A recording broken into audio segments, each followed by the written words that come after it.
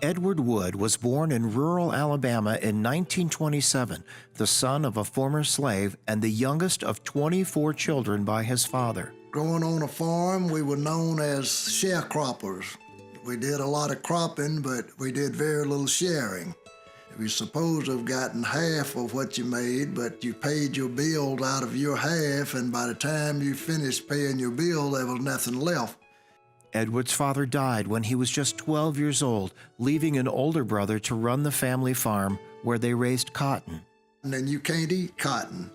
So we had a pretty hard time. I wound up being a hunter, and many days I'd be in the woods hunting, and if I didn't kill something, there'd be no meat on the table.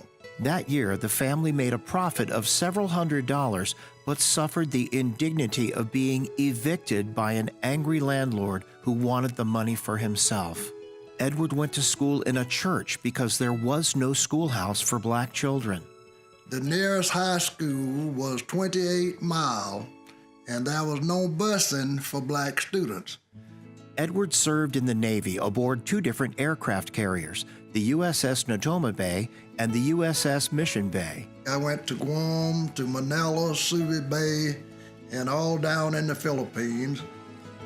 At one time, I didn't think there was any more land. For 21 days, I didn't see anything except sky and water. For a little country boy who was just off the farm, that was quite exciting.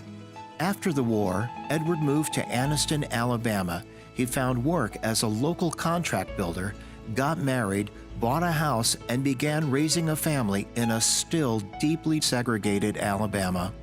Everywhere you looked, it was white. Blacks went around to the back doors, the whites went in the front doors, and if I drove from my home to Florida, if I had to use the bathroom, or my wife had to use the bathroom, she just had to get outside of the road. There was no facilities for black people.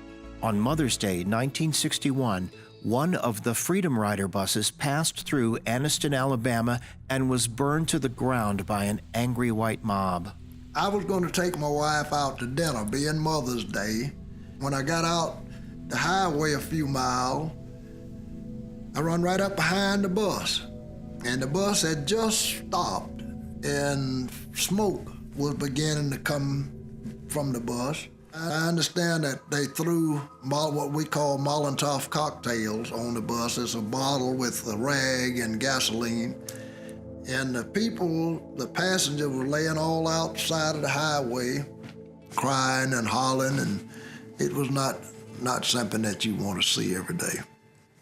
Edward recalls an incident with his young son, Edward Jr., at a drugstore lunch counter in 1962. My son, Edward Jr., was, I guess about 4 or 5 years old. I went to one of the local drugstores that had a lunch counter, and my son wanted a hamburger, and I could not buy a hamburger because they didn't serve black people.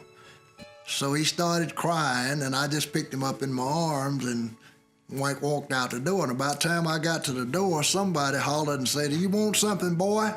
And I said, "No." And I walked out the door, and I have not been able to tell him till this day why he could not have a hamburger. But I made a vow that day. I had lived through a lot of segregation and discrimination. But I said that day, if I ever get a chance to do something about this, I'm going to do it. And when the time came and Dr. King started his movement, I joined right away. Throughout his life, Edward has given God the credit for all of his successes and hopes that his life will be an example to others. Each of us has a ministry. We are tied together whether we like it or not. I would not be sitting here now if I did not think that what we've done here may help some young person. We are so connected. We have a relationship. God made us that way. There are some things that I can do that's pleasing to God, and I worry him to death, I know, but that's what he wants us to do.